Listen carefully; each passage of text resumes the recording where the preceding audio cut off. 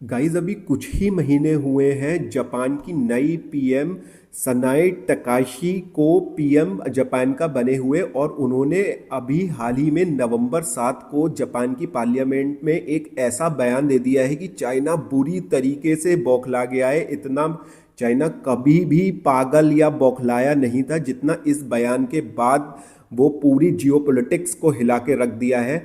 तो चाइना की पीएम ने ऐसा क्या कहा कि चाइना इतना अग्रेसिव हो गया है और जापान को तरह तरह की बातें कर रहा है।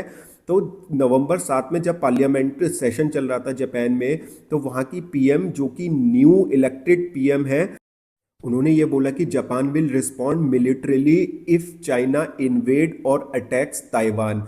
और इसके साथ ही उन्होंने ये भी कहा कि it could be a survival situation for Japan, और जब जो है चाइना ताइवान पे अटैक करेगा तो दो चीज़ें उन्होंने मेन बोली है कि एक तो मिलिट्री का यूज़ करेगी जापान अगर चाइना ताइवान पे हमला करता है, और दूसरा ये जो सिचुएशन होगी ये चाइना के लिए एक सर्वाइवल का क्वेश्चन मार्क लगा के बोला है कि ये उसके लिए सर्वाइवल थ्रेटनिंग सिचुएशन होगी।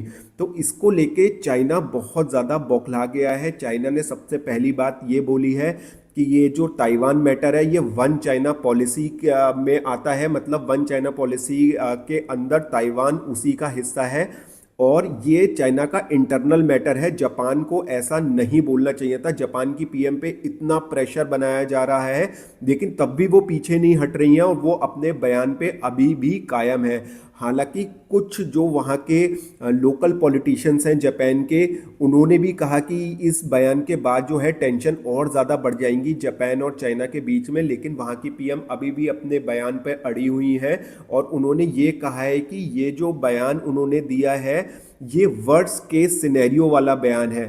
वो उन्होंने ये हालांकि बोला है कि वो सिचुएशन को एक्सेस करेंगी कि उस टाइम क्या सिचुएशन है, उसके बाद ही वो कुछ ऐसा डिसीजन लेंगे कि मिलिट्री का यूज़ करना है या नहीं करना है। इसके साथ ही Japan has unveiled a plan to evacuate almost 1 lakh civilian from an island which is remotely located just beside Taiwan. तो ताइवान के पास एक आइलैंड है जो कि जापान ओन करता है। वहाँ से उसने कहा है कि in case of conflict between China and Taiwan वो वहाँ से 1 लाख सिविलियन को इवैक्यूएट करेगा, और वहाँ पे अगर ऐसी लड़ाई होती है तो वहाँ पे शेल्टर्स भी बनाएंगे, और इसके साथ ही मिसाइल भी डिप्लॉय करी जाएंगी उस आइलैंड पे। इन सब चीज़ों ने चाइना को बिल्कुल आग बबूला कर दिया है। चाइना की कोई भी मीडिया हो, स्टेट ओन मीडिया या उसकी एम्बेसी के जो ऑफिशियल पेजेस हैं, उन्होंने जापान को उल्टा सीधा पूरी तरीके से बोलना शुरू कर दिया है कि इंटरनल मैटर में घुस रहे हैं, जो चाइना से टकराएगा वो मिट्टी में मिल जाएगा। मैं आपको वो भी बयान अभी चाइना की तरफ से क्या क्या आया है वो भी मैं आपको अभी बताता हूँ। देखिए चाइना की तरफ से जो एक बयान है वो ये आया है कि whoever dares to challenge China's bottom line will face a resolute head on blow and be shattered against the great wall of steel forge by over 1.4 billion Chinese people. ये उसी के अगेंस्ट है। उसी के बाद आया है जब जापान की पीएम ने बोला था कि वो मिलिट्री का यूज़ करेंगी चाइना के अगेंस्ट अगर ताइवान पे कब्जा वो करना चाहेगा।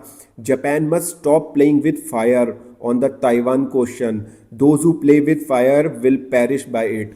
तो इस तरीके के बहुत ही हार्डकोर दोनों की तरफ से बयान चल रहे हैं। हालांकि जापान की तरफ से अब इतना कुछ बहुत अग्रेसिव बयान नहीं आ रहे हैं, और खबरें ये भी आ रही हैं कि जापान ने अपने एक डिप्लोमेट को चाइना भेजा है थोड़ा सा टेंशन को ईज करने के लिए।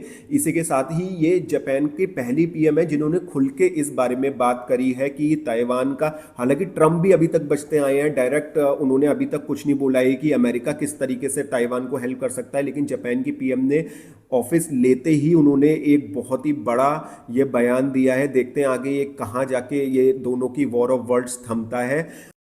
इस जापान और चाइना के इशू में और भी कोई अगर इसके आगे डेवलपिंग स्टोरी आएगी तो मैं आपको ज़रूर बताऊंगा। जब तक के लिए मुझे सब्सक्राइब कीजिए। जय हिंद, जय भारत।